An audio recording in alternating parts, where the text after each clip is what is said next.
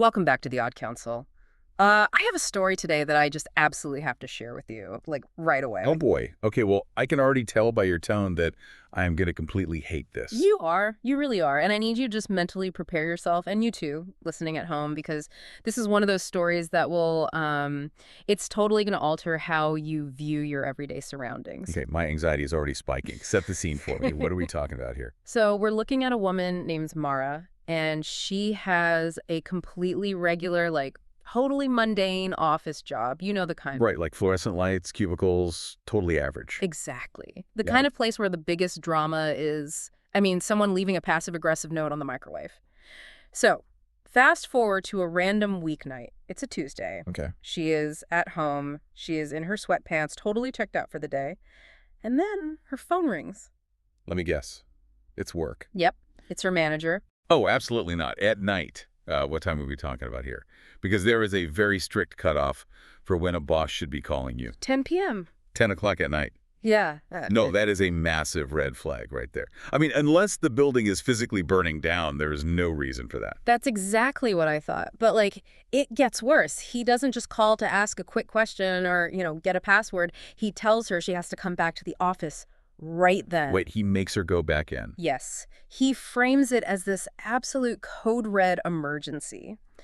He says this specific file needs to be handled immediately, and it just cannot wait until morning. I mean, if you're being asked to leave your house at 10 at night, the assumption is that millions of dollars are on the line, or like a massive lawsuit. Right, but that's the thing. It wasn't. So let's just unpack this timeline for a second. Mara gets in her car, right? She commutes roughly 30 minutes in the dark. Yeah, all the way back to this isolated corporate park. She swipes her security badge, walks into the totally empty building, boots up her computer, pulls up the file, and she fixes the issue in exactly 4 minutes. You have got to be kidding me. 4 minutes. 4 minutes. That is infuriating. That completely changes the whole vibe of this manager. I know, like, to make someone commute an hour round trip for something that takes less time than making a cup of coffee, it's so toxic. It really is. It's totally a power play. Like he's testing her boundaries late at night just to see if she'll jump when he says jump. It's completely about control. Exactly. It's a compliance test. He's managing her autonomy, not an actual crisis. But here is where the story sharply pivots. Okay, I'm bracing myself. Because of this petty, ego-driven management tactic, Mara is now placed in the absolute wrong place at the absolute wrong time. Oh, no. Yeah. So she shuts down her computer. She grabs her bag. She is entirely alone in this massive, dark office building, probably just muttering curses under her breath. I would be fuming. Right. So she's walking toward the office door, and then she hears footsteps. Footsteps in an empty building. Yeah. Echoing in the corridor right outside her office. And the building is supposed to be completely empty. It's like 11 at night now. Oh, I hate that. I hate that so much. And she doesn't just, like, casually poke her head out to see who it is. Her immediate, overwhelming instinct is to drop down to the floor and slide completely underneath her desk, into the shadows. She just dives under the desk. Yeah. And I have to admit, I questioned this at first. Like, why not just announce yourself? Say, hey, just finishing up late? Or bolt for the exit? See, it's so easy to say that from the comfort of this room, But biologically, her reaction makes total sense. Really? Like the instinct to just hide? Oh, absolutely. Yeah. We always hear about fight or flight, right? Yeah. But the third response is freeze. It is terrifying when your body subconsciously realizes something is deeply wrong before your brain does. Wow, so her body just took over. Yeah, it's your primal brain taking the wheel. Your heart rate drops. Your breathing gets shallow. You just want to avoid being seen. Hiding wasn't a choice. It was just a biological imperative. That makes so much sense, actually. It's that visceral feeling of the temperature in the room dropping. So this instinct keeps her physically out of sight, but it also turns her into a captive audience. Oh, God. What does she see? From the darkness underneath her desk, she's looking out through the open doorway, and she watches two people walk past. Are they intruders?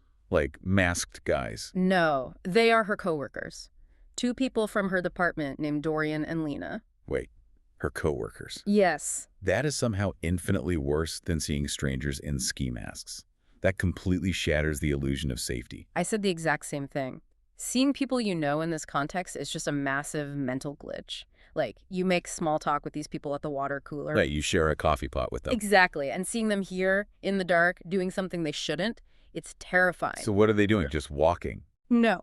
They are pushing a utility trolley down the hall. Oh no, a trolley. Yeah. And on this trolley, there is something long, and it is wrapped heavily in, like, plastic or a tarp. And it is tied very tightly at both ends. Oh my God. I see exactly where this is going, and I am feeling actual dread right now. And it gets more unsettling, because as they pass by, Mara notices something about her coworker, Lena. Lena is not walking normally. What do you mean? Is she hurt? Her steps are visibly off. She's faltering, kind of dragging her feet. It's almost like the mechanics of her own body are just completely failing her. Oh, wow. That is a physical manifestation of either sheer terror or incredibly heavy guilt. Maybe both. Right, like her brain just doesn't have the energy left to tell her legs how to walk properly. Exactly. Her nervous system is in a state of catastrophic overload. This is so bleak. It is. But the tension doesn't just stay visual.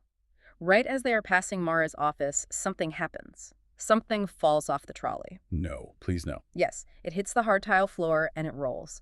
And it stops right near the edge of Mara's desk. I would literally stop breathing. What is it? It's a button, like from a heavy coat or a uniform. Oh, that is a catastrophic mistake. Do they notice? Dorian stops the trolley dead in its tracks. He looks down into the dim corridor and he just asks, "What was that?" The silence in that room must have been absolute agony. I can't even imagine. It's that suffocating silence where you can just hear your own heartbeat and you are terrified that they can hear it too. Does he come looking for it? Well, here's the really chilling part. Dorian doesn't panic. He doesn't drop the trolley and run. He waits. He stands there in the dark, just patiently checking the shadows. That patience is terrifying. Why does that stick out to you so much? Because it means this wasn't an accident. If it was a sudden mistake that spiraled out of control, he'd be frantic. He'd be panicking. The fact that he can just stop and calmly evaluate the environment means he is cold. He is calculating. Which completely lines up with what he does next. Huh. While he's scanning the dark office, he turns to Lena and casually mentions that the security cameras are scheduled to come back on at a specific time. Are you kidding me? The cameras. Yep, he knew the schedule. Well, that confirms it. That is cold, calculated premeditation. Total premeditation. They chose this specific night and this specific time. This raises a horrifying question about who Mara has actually been working alongside all this time, you know? Seriously, who are these people? Right. So eventually, after a silence that must have felt like a literal eternity, Dorian decides the noise was nothing. They start pushing the trolley again, and they leave the corridor. Thank God. Mara needs to stay under that desk until the sun comes up. She does stay hidden for a long, long time. But when she finally does crawl out, she makes a shocking decision, one that permanently ties her to the crime. What does she do? She reaches down and she picks up the button. No. Why on earth would she do that? Why wouldn't she just walk away clean? I was practically yelling the same thing when I heard this. Why would you touch the evidence? I mean, I guess people in traumatic situations do weird things to ground their reality, like proving to themselves that they aren't crazy and it actually just happened. But still. Right, grounding reality. But here is the most visceral detail of the whole story. She picks it up, right? But it's not just a drop button. Whatever is on it, it isn't dry yet. Oh my God. You've got to be kidding. I am not. She is holding this wet button. She is now physically connected to whatever was wrapped in that tarp. The tactile shock of feeling that on your fingers. I feel sick just thinking about it. So she scrambles out of her office. She makes it to the main lobby, just desperate to escape. And as she's walking toward the exit, she passes the night security guard. Okay, does she tell him? No, because Yeah. he's just sitting at his desk and he is acting completely normal. Wait, he doesn't notice that she looks like she's in a state of clinical shock? Huh.